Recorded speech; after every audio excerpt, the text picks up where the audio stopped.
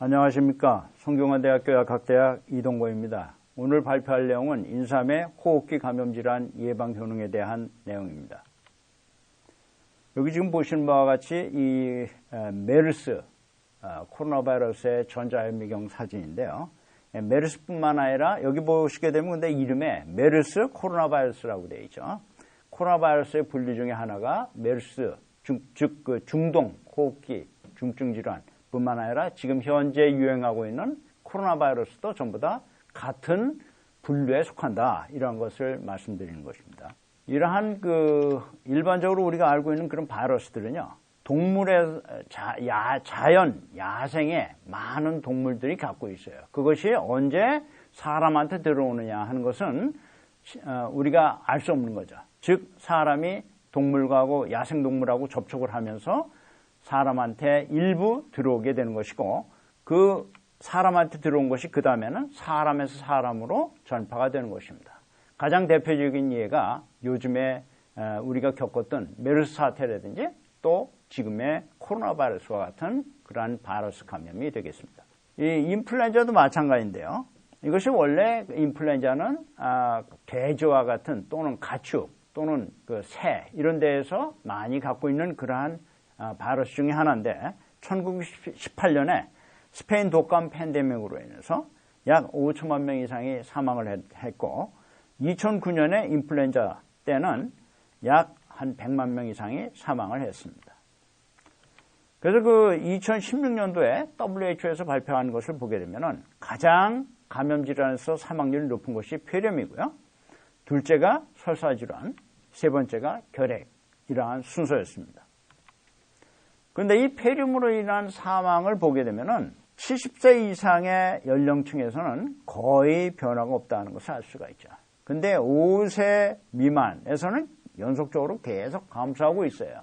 이것이 왜 감소를 했냐면은 폐렴 백신이 도입이 된 후에 이렇게 감소가 현저한 감소율을 나타내고 있는 것이죠. 근데 70세 이상은 왜 그럼 이것이 감소가 안 되느냐?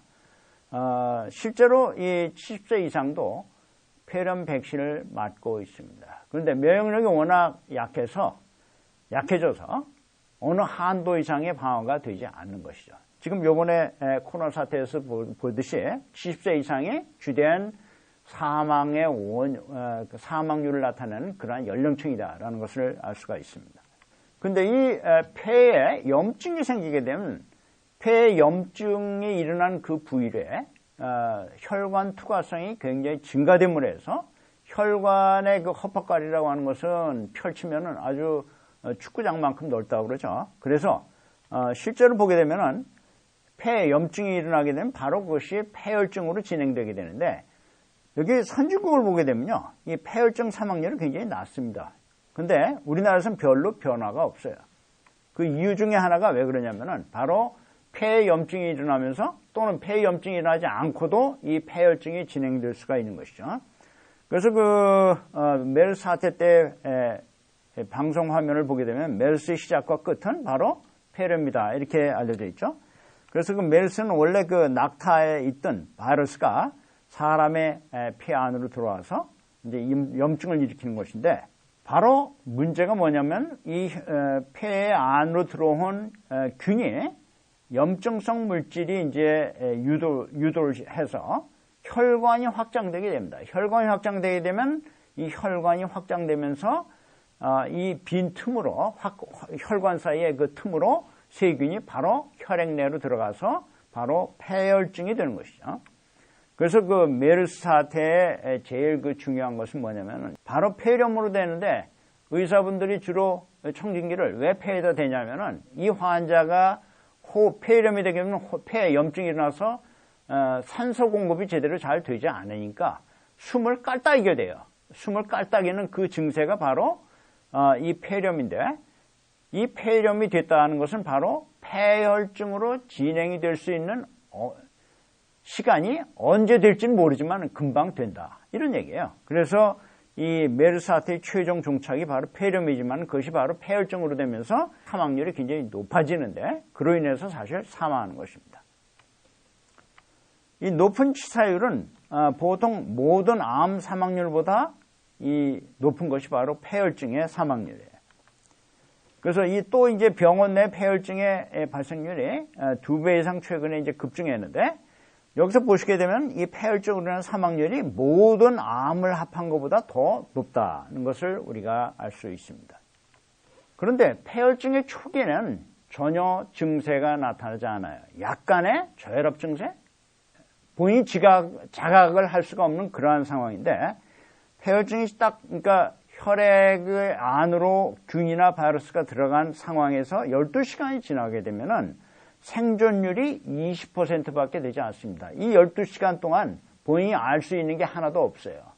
따라서 폐에 만약 염증이 생겼다 그러면은 염증이 생기는 그 동시에 어느 순간에 혈액 안으로 균이 들어가서 폐혈증으로 진행돼서 장기가 하나둘씩 망가지기 시작한다. 이렇게 보시는 것이 정확한 판단이 되겠습니다.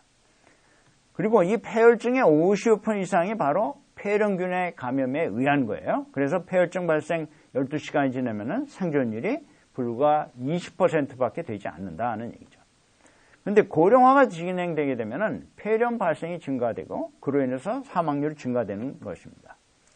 그래서 통계청에서도 2017년도에 보게 되면은 이게 고령층이 굉장히 많아진다는 것을 나타내고 있는데, 65세 이상이 현재는 약 한 20% 가까이 되지만은 16, 17% 되지만은 이것이 점점점 이렇게 증가되고 있어요. 그래서 통계청에서 이제 가장 우려하고 있는 것이 뭐냐면은 가장 빠른 속도로 증가하는 사망 원인이 바로 폐렴이 될 것이다. 이렇게 예측을 하고 있는 것입니다. 또 이 신문에서도 보게 되면 암보다 무서운 것이 바로 폐렴인데, 폐렴이 나타난 증세가 나타나면은 하루 내에 사망해요. 증세가 이제 급격하게 악화가 돼서요. 바로 폐혈증으로 돼서 금방 사망할 수 있다, 이런 얘기죠. 그래서 이제 호흡기 바이러스 질환하고 그런 폐렴이 이제 어떤 관련이 있느냐 하는 것을 말씀드릴 텐데, 이 RNA 바이러스, 아까 코로나 바이러스라고 제가 말씀드렸는데, 코로나 바이러스에 속한 그 분류가 사스 바이러스라든지 메르스 바이러스, 이러한 것들이 전부 다 이 코로나 바이러스의 분류에 속하는 것이고, 또 인플루엔자 바이러스도 바로 이 RNA 바이러스에 속하는 그러한 바이러스가 되겠습니다. 근데 폐렴을 일으키는 이 주된 원인균은 바로 폐렴구균이라고 알려져 있고요.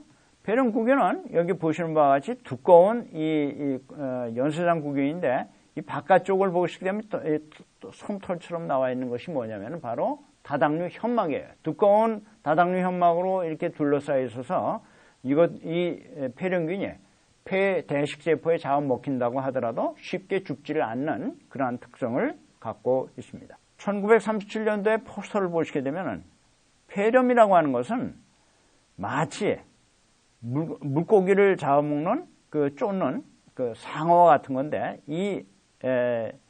실제로 폐렴은 어느 때 나타나냐면은 일반적인 우리가 일반적인 감기가 무엇을 얘기하냐면은 인플루엔자 감기를 얘기하는 거죠. 그러니까 인플루엔자 같은 것을 걸린 다음에 바로 폐렴으로 진행이 된다. 이러한 것을 나타내는 그러한 포스터가 되겠어요. 그래서 그러면은 우리가 일반적으로 이 감기라고 하는 것을 걸렸을 때 곧 이어서 폐렴으로 진행된다. 이것은 무엇을 나타내고 있냐면은, 감기에 걸리면은 곧 잘못하면 폐렴에 걸릴 수 있다. 즉 2차적인 폐렴에 걸린다. 이런 얘기죠.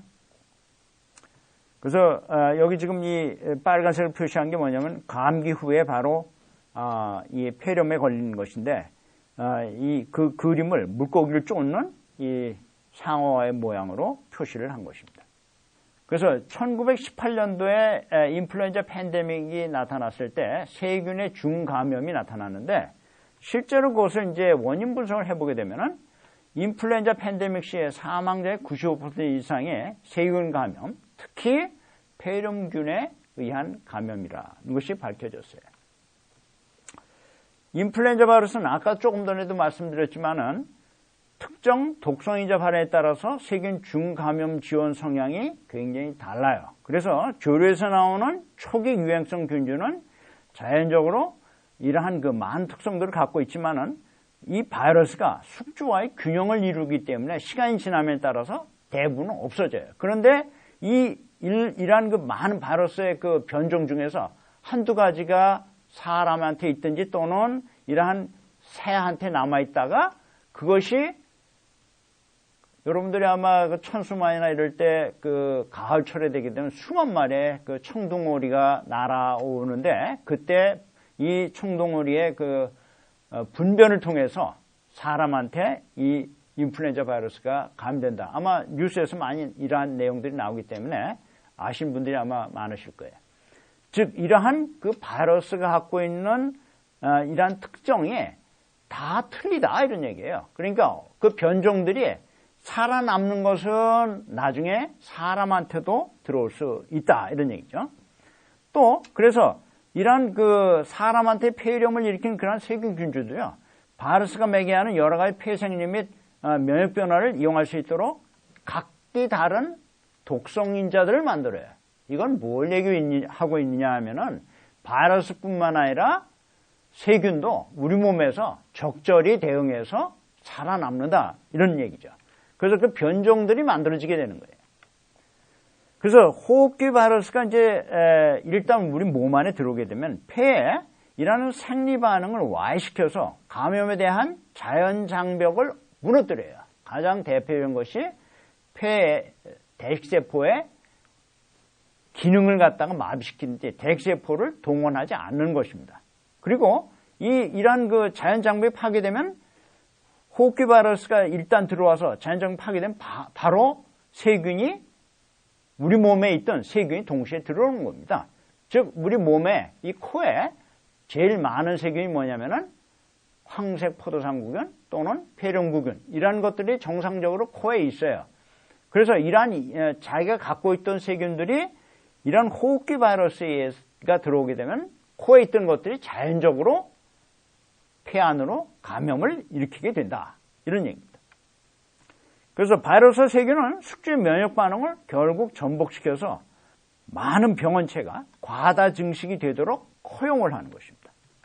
이게 좀 영어로도 제가 대단히 죄송한데 이 그림 자체를 어떻게 제가 바꿀 수가 없어요. 요 가장 중요한 개념이 뭐냐면은 바로 이 파란 곡선이 떨어지고 있는 것이죠. 이게 뭘 얘기하냐면은 인플루엔자 바이러스에 감염되든지 또는 바이러스에 감염되게 되면 일반적으로 폐에 있는 대익세포가 완전히 고갈돼요. 이렇게. 이게 아주 굉장히 중요한 현상입니다. 바이러스에 감염되게 되면 우리 몸 안에 있는 대익세포가 고갈된다 이런 얘기예요. 그러면 아까 조금 전에 제가 말씀드리기를 우리 몸 안에 코에 또는 다른 장기에 세균이 굉장히 많다고 그랬죠. 근데 이 대익세포가 고갈되게 되면은 코에 정상적으로 있던 그러한 세균들이 서서히 이게 고갈돼서 거의 안 보일 때 정도 되면 세균이 확 증가하는 거죠. 그리고 이 대익세포가 이렇게 없어지니까 선천면역계가 붕괴가 되니까 바이러스가 확 증가하는 겁니다. 그러니까 우리 몸 안에 이러한 대익세포를 고갈시키는 그러한 반응은 이게 옛날부터 있던 반응이에요. 그러니까 일단 인플루엔자 바이러스에 감염되게 되면 이게 없어지면서 대익세포가 없어지면서 바이러스는 증가하고 동시에 이 면역계가 붕괴가 되니까 자기 몸 안에 있던 이러한 세균도 확 증가하는 거죠. 그래서 동시 감염을 일으키게 되는 것이 가장 큰 문제다 이렇게 볼 수가 있습니다. 이것은 인플루엔자뿐만 아니라 코로나 바이러스도 똑같은 이러한 현상이 나타난다. 이것이 굉장히 중요한 사항입니다. 그래서 인플루엔자에 감염이 되게 되면 숙주의 세균에 대한 감수성이 증가가 돼요. 그래서 인플루엔자 감염은 항균 선천면역계를 약화시키고 또 인플루엔자 바이러스는 균이 오히려 다 잘 달라붙도록 수용체를 증가시켜요. 그러니까 균이 더욱더 잘 침투할 수 있는 그러한 상황을 만들어주는 것입니다. 또 인플루엔자 감염 후에 세균이 동시 감염이 일어나서 병세가 악화되고 치사율이 결국은 증가되는 것이죠. 그래서 인플루엔자는 폐의 상피세포의 손상을 유도하고 또 세균의 동시 감염에서 상승 효과를 유도하게 됩니다. 또 숙주의 면역 관용을 억제를 해서 염증이 나타나도록 해요. 그러니까 동시다발적으로 바이러스의 증가와 세균의 증가가 일어나도록 허용을 한다. 이런 얘기입니다. 근데 코로나 바이러스도 보게 되면요. 실험관 내에서 천천명을 방해해요. 그래서 아까 인플루엔자 바이러스 본 그런 똑같은 현상들이 나타나게 되는데 낮은 수준의 항 바이러스 물질인 인터페론을 유도해요. 그러니까 인터페론에 만들지 않게 하는 것이죠. 또 강한 염증을 유도할 뿐만 아니라 이러한 낮은 항바이러스 선천명역과 높은 호용성 반응으로 폐렴이 유발되게 되는 것입니다. 그래서 그 코로나 바이러스, 즉 중증 급성호흡기 증후군이라는데 지금 이제 코비드-19이라고 정식으로 얘기하고 있고요. 이 항체가 빠르게 손실된다는 것이 특징이에요. 그러니까 지금 2, 3개월, 지금 백신이 보급되는데 아마 3개월이나 아마 6개월 후에 되면은 다시 맞아야 될지도 몰라요. 이게 지금 가장 큰 문제예요. 그 우리나라에서는 항체 보호를 이 접종률은 낮을 뿐만 아니라 자연적으로 항체를 갖고 있는 사람이 굉장히 낮다는 것이 특징이 되겠습니다. 또 이 코로나 바이러스는 우리 몸에 그 코로나 바이러스를 영접하는 그 수용체가요 굉장히 많아요. 여기 보면은 요 코뿐만 아니라 폐, 심장, 눈 다 있는데 특히 이제 보셔야 될 게 뭐냐면은 여기 보시게 되면 모든 세포들이죠 사실. 그래서 여기 보게 되면 한 가지를 우리가 이렇게 지적을 할 수 없을 그러한 정도로 모든 장기에 이 코로나 바이러스를 영접하는 그 수용체들이 굉장히 많아요. 그래서 이제 나타나는 증상들이 뭐냐면 뇌졸중과 또 혈액응고. 여러분들이 아마 혈액응고라고 하는 것이 문제가 된다 이렇게 지금 어떤 백신을 맞게 되면은 제가 어떤 백신이라고 말씀을 안 드리겠는데 혈액응고가 나타난다 이런 혈전증이 나타난다 이런 거 지금 봤잖아요. 실제로 이 코로나 바이러스 감염돼도 혈액응고가 나타나게 되고요. 또 위장관 질환 또는 현기증 또는 냄새나 맛을 보지 못한 냄새나 맛을 보지 못한다. 이게 뭘 얘기하냐면 냄새나 맛을 볼 수 있는 게 혀나 코인데 이런 데에도 수용체가 많아서 바이러스가 달라붙어서 거기 다 마비시킨다 이런 것을 얘기하는 것입니다. 그런데 이제 인플루엔자 지금 유행할 때 보게 되면 인플루엔자 감염 후에 이제 폐렴 감염이 이루어지게 되는데 그때 우리가 현재 사용하고 있는 13가 폐렴 접합 백신이 바로 인플루엔자 감염이 된 후에는 폐렴구균의 감염을 방어하지 못해요. 이게 지금 백신의 한계입니다.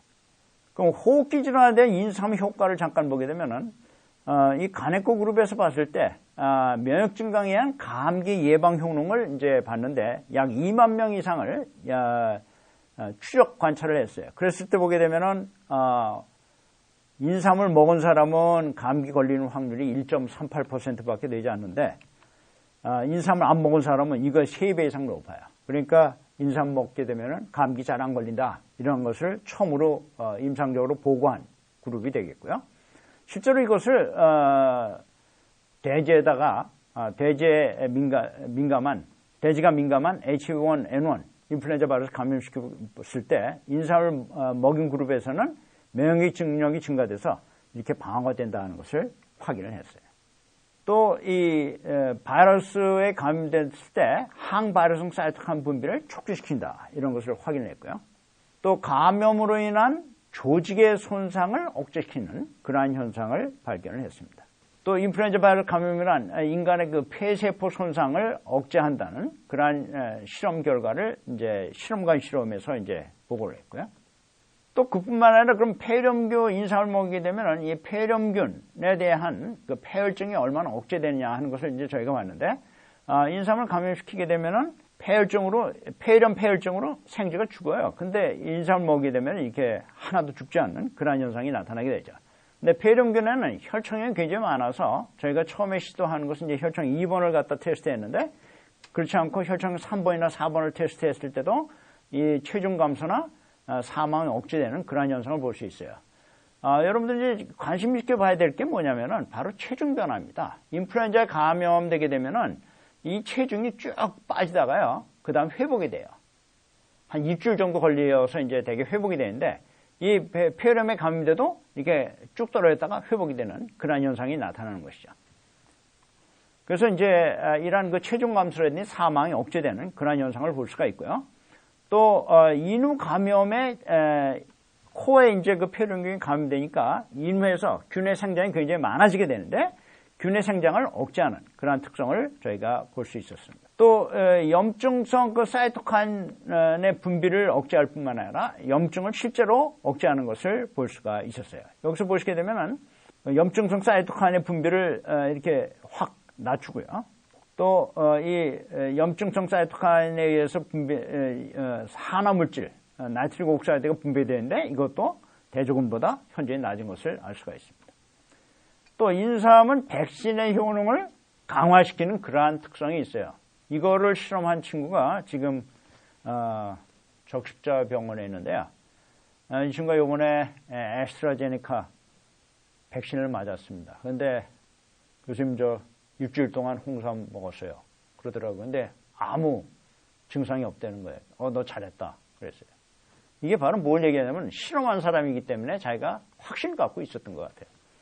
그러니까 이런 그 효능이 강화될 뿐만 아니라 아마 부작용도 없애는 것 같습니다. 그래서 인삼은 백신을 접종 시에 폐렴균의 집락 형성과 염증을 억제할 뿐만 아니라 대익세포에 의한 탐식작용을 굉장히 촉진시켜서 균을 빨리 제거하는 그러한 특성을 갖고 있어요.